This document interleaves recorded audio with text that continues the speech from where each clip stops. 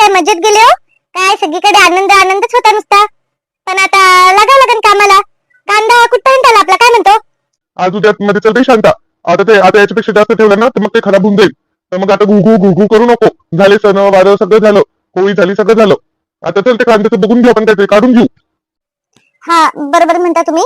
पण आता आज तर नाही बाबा. आता बघा तुम्ही, आता इथेच 9 वाजले. आता जाऊ कधी, सगळ्यांना सांगू कधी, आणि मग सगळे येतील कधी? मग आजचं तर नाही जमत. तर उद्या जायचं का आपण? उद्या उद्या जाऊ मग आपण. 2-4 बायकांना आज सांगून देते आणि मग जाऊ मग आपण. हा आज तर होतच नाही म्हणा. 9 वाजले आता, आणि आज मला पण दुसरे जरा बाहेरचे काम आहे. मग आज मी काही वावरांनी नाही. तर मग असं कर, उद्या आज सांगून दे सगळ्यांना, उद्या जाऊ मग आपण. पण ते लक्षात आठवणीने ठेवू, आठवणीने सांगून दे पाहिजे शांता. हा हा. हो, त्याची काळजी नका करू. पण मी काय म्हणते हो, आता गरमी तर खूपच वाढली ना. बघा ना किती घाम व्हायला नुसता जीव. नुसतं डच पाणी प्या वाटायले.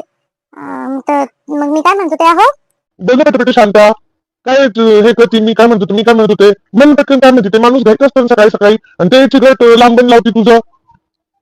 कामाच्या गोष्टी पटपट बोलून घेत असता.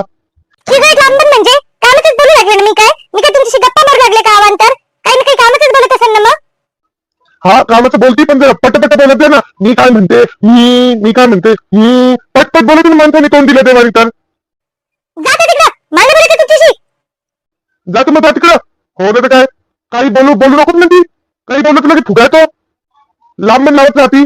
बोलण्याची पद्धत बदल जरा. मला काय शिकवू मी कसं बोलायला पाहिजे आणि कसं नाही ते. बरोबर बोलते मी. हो ना. तर काय तुमचं तर कधी काही चालतं. काय काय काय लांबून लावत होते मी, सांगतच तर होते ना. आता खर्चाची गोष्ट एकदम सांगितलं तर तुमचं तोंड फुगतं लगे मग. म्हणून जरा हळूहळू सांगत होते. काय खर्च काढला होता? काय आलं नवीन आता पुन्हा तुझं पुन्हा? कूलर आहे ना म्हटलं घरामध्ये, गरमी जीव चालला माझा.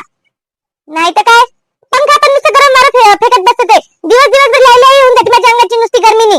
कूलर आणून दे मला घरामध्ये. आता बरं तुझं तोंड चालतं. तेव्हा पटकन सांगितलं होतं तर जीव चिडायला होतो माणसाचा नुसता.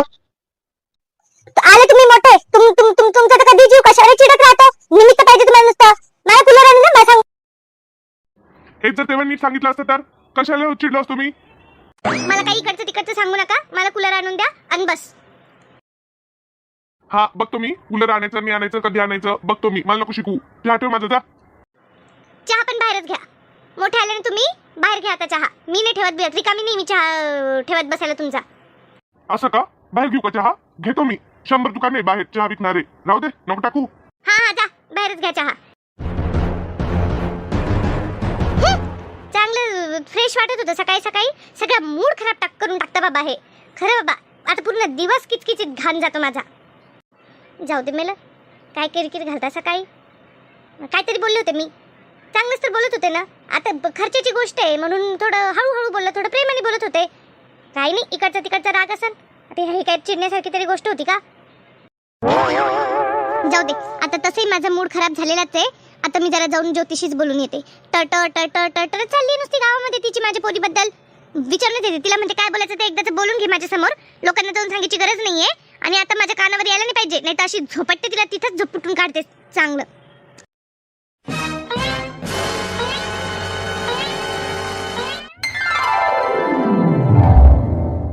आई, चहा जमला होता ना?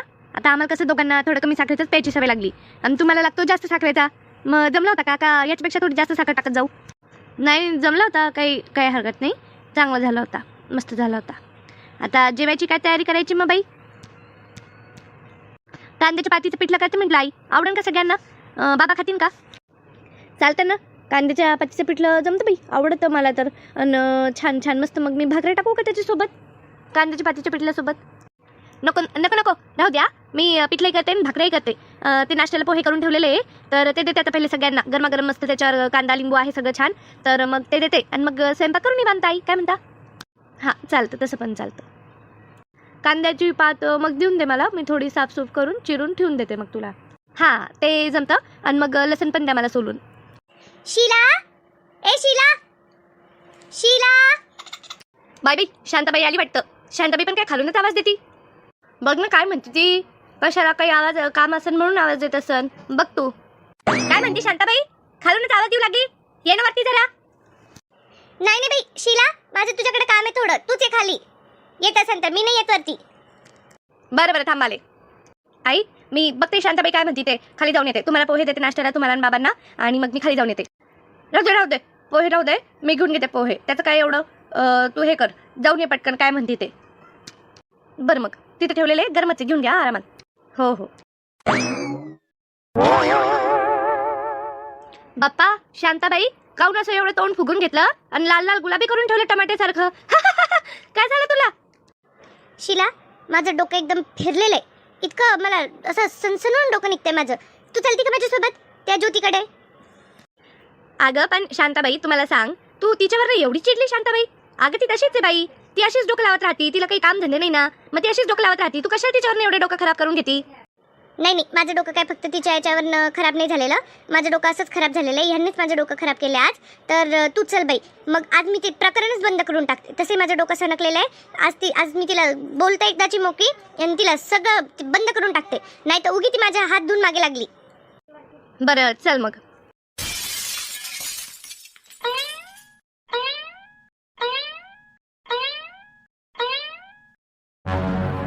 ए ज्योती, ज्योती ये बाहेर.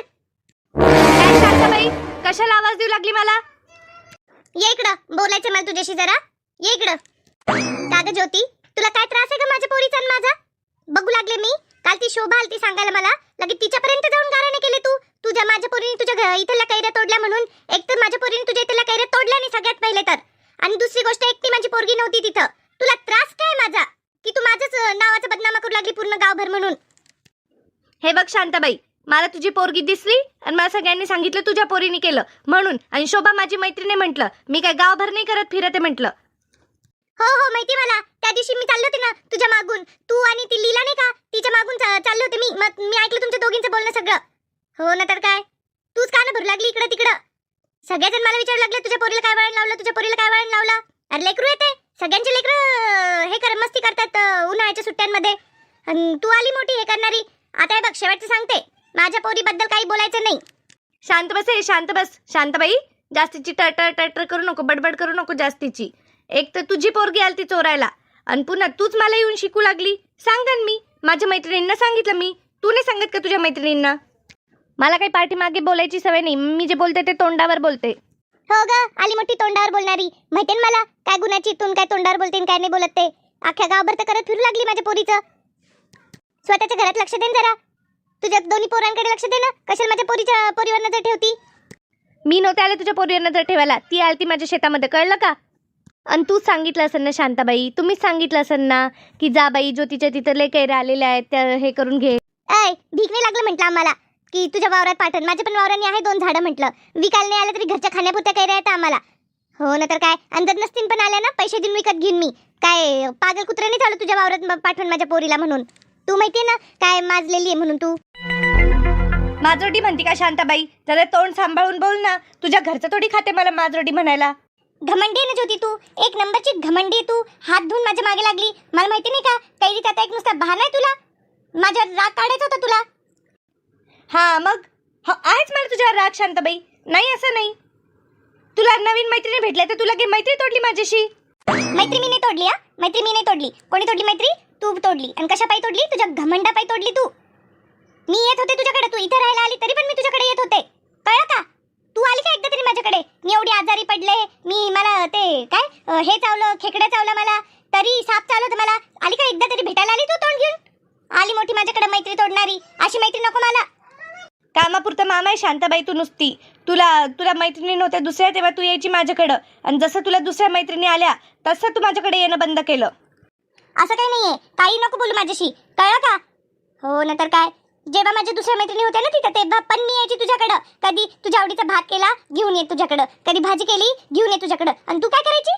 काही बनवला केला द्यायचं असेल तरी पण तुम्हालाच बोलवायची. मम्मी पण बघू म्हटलं कुठपर्यंत तुझा टेटरपणा चालतो ते. आलीच नाही मग मी, आणि मी आले नाही तर ज्योती तू आली का? एकदा तरी आली का तू मला भेटायला?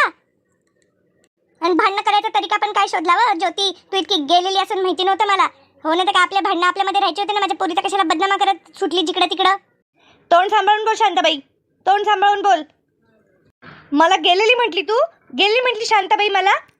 हो म्हटले, आहेच तू.